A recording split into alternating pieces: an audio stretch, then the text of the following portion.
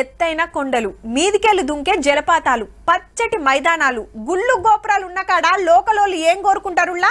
మా ఏరియా ప్రకృతి అందాలకు అడ్డాలెక్కున్నది. ఈడ ఇంకిన్ని సౌలతులు వేస్తే ఏక్ నెంబర్ టూరిస్టు జాగైతుంది. పక్క జిల్లాలే కాదు, ఏరే రాష్ట్రాల నుంచి సుత టూరిస్టులు వస్తారు.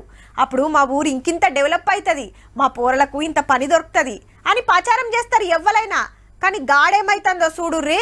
చేళ్ళిడికెళ్ళి నడుస్తారా లేదా అని పొగబాంబులేసుడు, నీళ్ళ గన్నులతో కాల్చుడు. టూరిస్టులు అవుపడితే చాలు సర్రున బీపీ పెంచుకుంటారు.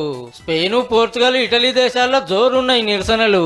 ఇదెక్కడి కథరు? టూరిస్టులు రావాలని తీరొక్క ఉపాయాలు చేస్తారు గాని వీళ్ళేంది అంటారా? దీనికో లెక్కుంది. ఇవి పితుకుండే అందమైన దేశాలు. స్పెయిన్ లో బార్సిలోనా సిటీ జనాభా 17 లక్షలైతే ఏడాది వచ్చిన టూరిస్టులు 1.5 మీద.